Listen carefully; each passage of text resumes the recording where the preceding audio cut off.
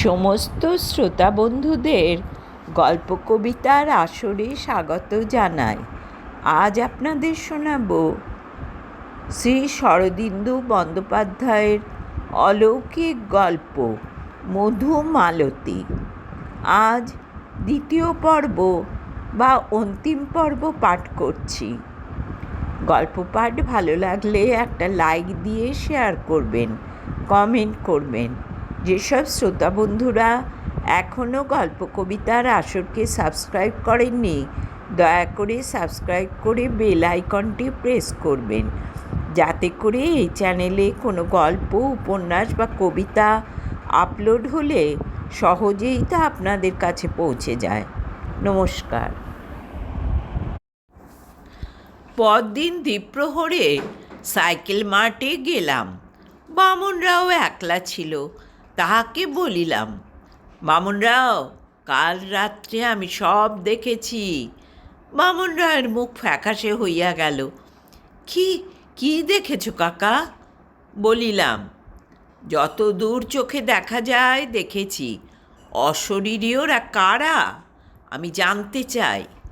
বামনরাও ভীতস্বরে বলিল, কাকা, এ কথা কাউকে বলো না, জানাজানি হলে ওরা আর আসবে না। ওরা ভারী পয়মন্ত, ওরা যদি না আসে আমার দোকান বন্ধ হয়ে যাবে। বেশ, কাউকে বলবো না, কিন্তু ব্যাপার আমাকে বলতে হবে।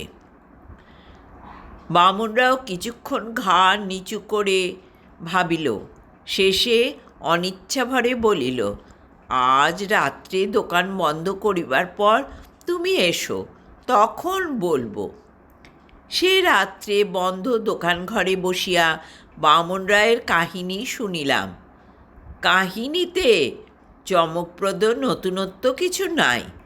কালে কালে দেশে দেশে এরূপ ঘটনা বহুবার ঘটিয়াছে। যৌবনের কাছে মানুষের সঙ্গবদ্ধ বিষয়বুদ্ধি পরাভূত হইয়াছে। আমরা যখন মানুষের দুঃখ, দুর্দশা, দীনতার কথা চিন্তা করি, তখন ভুলিয়া যাই মানুষ কোনো দিন জীবনের কাছে মাথা হেঁট করে নাই, সে চিরদিন অপরাজিত। বামনরাও বলিল, বছর 3 আগেকার কথা। আমি তখন এখানে নতুন দোকান খুলেছি। সাইকেলের দোকানের পক্ষে জায়গাটা ভালো, কাছেই এসপি কলেজ, অনেক ছেলে মেয়ে সেখানে পড়ে। বেশিরভাগ তারাই সাইকেল ভাড়া নিয়ে আমার দোকান চালু রেখেছে। এই পর্যন্ত বলিয়া বামুনরাও থামিল, উৎকণ্ঠ হইয়া যেন কি শুনিল। তারপর বলিল, একটু বসো, আমি আসছি। সে দরজা খুলিয়া 2টি সাইকেল বাহিরে রাখিয়া আসিল। একটি মেয়েদের সাইকেল, একটি পুরুষদের। বাহিরে তখন নিশুতি হইয়া গিয়াছে। বামনরাও ফিরিয়া আসিয়া বসিল। তাহার স্ত্রী 2 বাটি গরম চা রাখিয়া গেল। একটি বাটি আমার দিকে ঠেলিয়া দিয়া এবং অন্যটি নিজের কোলের কাছে টানিয়া লইয়া বামনরাও আবার বলিতে শুরু করিল, এসপি কলেজে একটি ছেলে পড়ত, তার নাম মধুকর। বোধহয় উঁচু ক্লাসে পড়ত।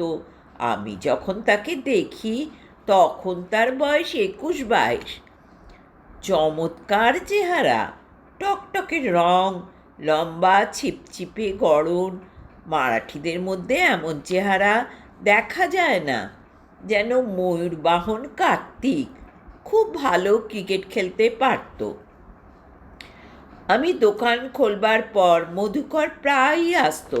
তার নিজের সাইকেল ছিল না, হেঁটে কলেজে আসতো।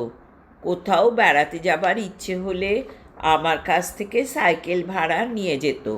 কত ছেলেই তো আসে, কিন্তু মধুকরের চেহারায় এমন একটা মিষ্টতা ছিল, ব্যবহারে এমন শান্ত ছেলেমানুষই ছিল, যা সচরাচর চোখে পড়ে না। বড় বংশের ছেলে, চিৎপাবন ব্রাহ্মণ, কিন্তু শরীরে এতটুকু অহংকার ছিল না। একদিন মধুকরের সঙ্গে একটি মেয়ে এলো। সম্প্রতি স্কুল থেকে পাশ করে কলেজে ঢুকেছে। ছোটোখাটো মেয়েটি, বয়স বড় জোর 17। মধুকরের মতো সুন্দর নয়, কিন্তু ভারী মিষ্টি, নরম চেহারা। নাম মালতী। মধু আর মালতী দুটি সাইকেল নিয়ে চলে গেল। এদেশে মেয়েদের পর্দা নেই, কোনো দিন ছিল না। উত্তর ভারতের ওই ম্লেচ্ছ বর্বরতা মারাঠা দেশ কখনো স্বীকার করে নেয়নি। আমাদের ছেলেমেয়েরা একসঙ্গে স্কুল কলেজে পড়ে, একসঙ্গে খেলাধুলো করে। এখানে ছেলেমেয়েরা চোখাচোখি হলেই প্রেমে পড়ে যায় না, কিন্তু যখন সত্যি প্রেমে পড়ে তখন মা বাপকে গিয়ে বলে, মা বাপ বিয়ে দেন। একটি ছেলে আর একটি মেয়ে একসঙ্গে ঘুরে বেড়াচ্ছে দেখলে কেউ কিছু মনে করে না, টিপ্পনিও কাটে না। যা হোক, মধু আর মালতী মাঝে মাঝে আসে, সাইকেল নিয়ে বেড়াতে বেরোয়, আবার সন্ধ্যার পরই সাইকেল ফেরত দিয়ে যায়। অন্য ছেলেমেয়েরাও আসে। কাছে পিঠে অনেক খোলা জায়গা আছে, যেখানে একটু সবুজ ঘাসের টুকরো পাওয়া যায়, সেখানে বসে, দুদণ্ড গল্প সল্প করে, তারপর যে যার ঘরে ফিরে যায়।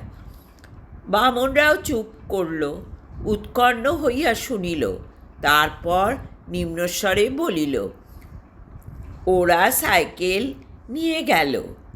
আমার কৌতূহল হইল, দ্বার খুলিয়া উঁকি মারিলাম, সাইকেল দুটো সত্যিই অদৃশ্য হইয়াছে। ফিরিয়া আসিয়া বসিলে বামনরাও বলিল, যা হোক, তারপর শোনো। একদিন অন্য দুটি কলেজের ছেলে নিজেদের মধ্যে কথাবার্তা বলছে শুনতে পেলাম।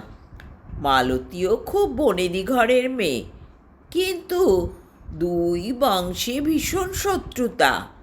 আজকের শত্রুতা নয়, সেই পেশোয়াদের আমল থেকে চলে আসছে।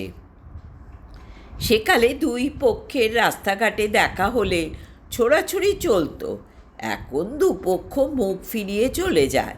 তারা যদি জানতে পারে মধু আর মালতী একসঙ্গে সাইকেল চড়ে বেড়াতে যায়, কুরুক্ষেত্র কাণ্ড হবে। কিছুদিন পরে দেখলাম মধু আর মালতী সাবধান হয়েছে, একসঙ্গে দোকানে আসে না। সন্ধ্যার পর মধু দুখানা সাইকেল নিয়ে যায়, মালতী বোধহয় আড়ালে কোথাও লুকিয়ে থাকে। তারপর সকলের চোখ এড়িয়ে দুজনে বেরোয়। ওদের বাড়ির লোকেরা বোধহয় কিছু সন্দেহ করেছিল। একদিন রাত্রি 8:30টার সময় তারা সাইকেল ফেরত দিতে এসেছে। দুজনের মুখ তৃপ্তিতে ভরা। মালতী একবার মধুকরের মুখের পানে তাকালো। সেই চাউনি দেখে বুঝতে পারলাম, এ শুধু যুবক যুবতীর মধ্যে সহজ বন্ধুত্ব নয়, মালতীর বুক মধুতে ভরে উঠেছে।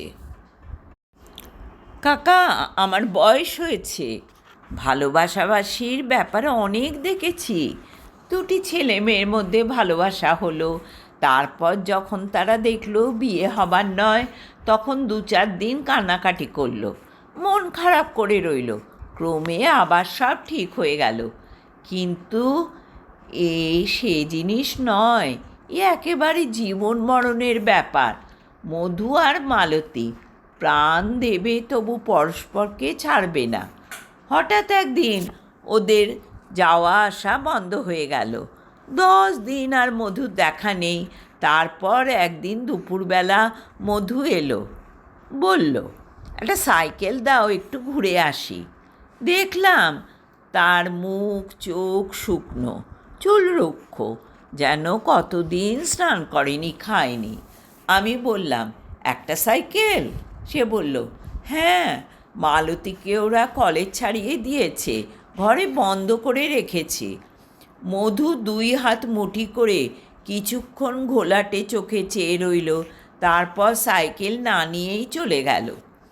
3-4 দিন পরে বর্ষার বৃষ্টি নেমেছে। পুনায় বৃষ্টি মুষলধারে বড় হয় না, রিমঝিম রিমঝিম, চারিদিক ঠান্ডা। আমার দোকানে রাত্রি 9টার মধ্যেই খদ্দের আসা বন্ধ হয়ে গেছে। আন্দাজ 9:30টার সময় আমি দোকান বন্ধ করে শুতে যাচ্ছি, দরজায় ঠক ঠক টোকা পড়ল। দোর খুলে দেখি মধু আর মালতী। দুজনে জামা কাপড় ভিজে, চোখে মুখে বাঁধন ছেঁড়া উল্লাস। মধু বলে উঠল, বামনরাও মালতীকে দোতলার ঘরে বন্ধ করে রেখেছিল। ও ব্যালকনি থেকে চাদর ঝুলিয়ে নেবে এসেছে। কি ডাকাত মেয়ে! মালতীর দিকে চেয়ে দেখলাম, তার মাথার চুল ভিজে, মুখে বিন্দু বিন্দু জলের ছিটে লেগেছে, কাপড় চোপড় একটু এলোমেলো। সে মুখ টিপে হাসছে। আমি হতভম্ব হয়ে বললাম, পালিয়ে এসেছে? তারপর? মধু বলল, তারপর আর কি, একটু বেরিয়ে চেরিয়ে আবার নিজের ঘরে উঠে শুয়ে পড়বে, কেউ জানতে পারবে না। মধু জোরে হেসে উঠল, দাও দাও, শিগগির সাইকেল দাও। হ্যাঁ, এই বর্ষার রাতে বেড়াতে বেরোবে? বর্ষা কই, এ আবার কি বর্ষা? দাও সাইকেল। দুজনে সাইকেল নিয়ে বেরিয়ে গেল। আমি হতবুদ্ধি হয়ে দাঁড়িয়ে রইলাম। মনে হলো আমিও ওদের প্রেমের ষড়যন্ত্রে শরিক হয়ে পড়েছি। তারপর বার 3 ওরা সাইকেল নিয়ে বেরিয়েছিল। আমি দোকান বন্ধ করার পর এসে দৌড়ে টোকা দিত, সাইকেল নিয়ে বেরিয়ে যেত। ঘণ্টাখানেক পরে ফিরে এসে সাইকেল রেখে বাড়ি ফিরে যেত। আমি ওদের দেখতাম আর ভাবতাম, কি দুঃসাহসী ওরা! একবার যদি ধরা পড়ে যায় তাহলে আর রক্ষে থাকবে না। এরকম ব্যাপারে মেয়ে পক্ষেরই অপমান বেশি। ওরা যদি ধরা পড়ে যায় তাহলে মধুকে প্রাণে বাঁচতে হবে না। হলো তাই। এ ব্যাপারে বেশি দিন চলল না। একদিন রাত্রি 11টার সময় আমার দড়ির ধাক্কা পড়ল। দৌড় খুলে দেখি মধু আর মালতী দুজনেরই দিশাহারা অবস্থা। মধু বলল, বামনরাও শিগগির সাইকেল দাও, ওরা জানতে পেরেছে। বললাম, সে কি, এত রাত্রে তোমরা কোথায় যাবে? তা জানি না। এই সময় দূরে মোটর সাইকেলের ফটফট শব্দ শোনা গেল। মালতী চমকে উঠে বলল, ওই দাদা আসছে। ওরা আর দাঁড়ালো না, দুটো সাইকেল নিয়ে বিদ্যুতের মতো বেরিয়ে গেল। আমি তাড়াতাড়ি দরজা বন্ধ করে দিলাম, কিন্তু তার আগে মোটর বাইক এসে দোকানের সামনে দাঁড়ালো। আরোহী চড়া গলায় আমায় জিজ্ঞাসা করলো, একটা মেয়ে আর একটা ছেলে এখান থেকে সাইকেল নিয়ে গেছে? আমি ঢোক গিলে বললাম, হ্যাঁ। সে প্রশ্ন করল, কোন দিকে গেছে? বললাম, তা দেখিনি। লোকটা লাফিয়ে সামনে এসে দাঁড়ালো। তার কোমরে একটা খাপশুদ্ধ ছোড়া গোঁজা রয়েছে। ভারী জোয়ান চেহারা, কিন্তু মুখের আদল দেখে চেনা যায় মালতীর দাদা। সে আমাকে ধমক দিয়ে বলল, তুই নিশ্চয় জানিস, বল তারা কোন দিকে গেছে? কাকা, আমি মারাঠি, মিষ্টু কথার গোলাম, কিন্তু চোখ রাঙিয়ে আমাকে কেউ ভয় দেখাতে পারে না। আমি একটা স্প্যানার তুলে নিয়ে বললাম, যাও আমার দোকান থেকে, নইলে মাথা ফাটিয়ে দেব। এই সময় আর একটা মোটর বাইক এসে দাঁড়ালো।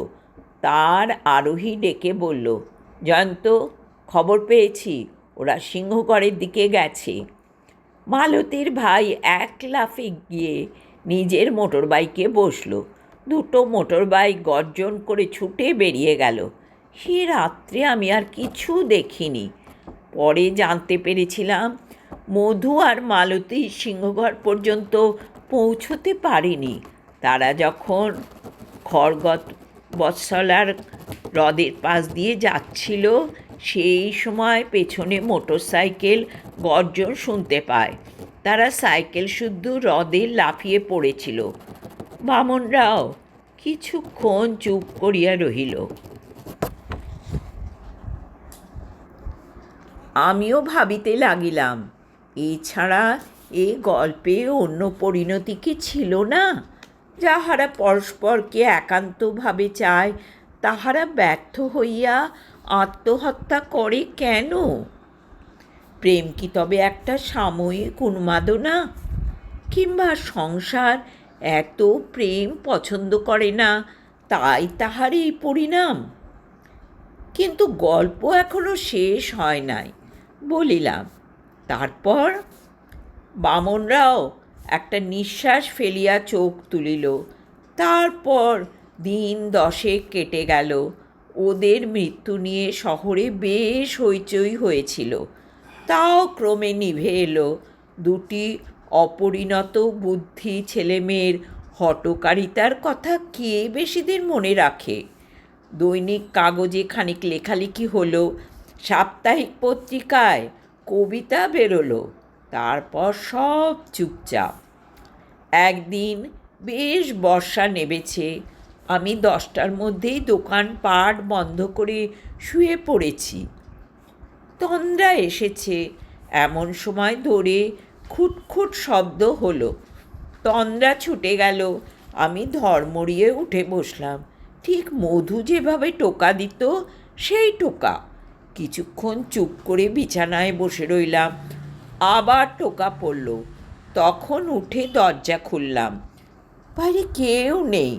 টিপ টিপ বৃষ্টি পড়ছে, জনমানুষ নেই। দরজা বন্ধ করে যেই পিছু ফিরেছি অমনি আবার টোকা পড়ল। আবার দরজা খুললাম, কেউ নেই। গায়ে কাঁটা দিয়ে উঠল। এই রকম 5 হবার পর বুঝতে পারলাম ওরা এসেছে। সাইকেল চায়। 2টো সাইকেল বাইরে রেখে দৌড় বন্ধ করে দিলাম। আর টোকা পড়ল না। 10 মিনিট পরে দরজা খুলে সন্তর্পণে গলা বাড়ালাম। সাইকেল অদৃশ্য হয়েছে।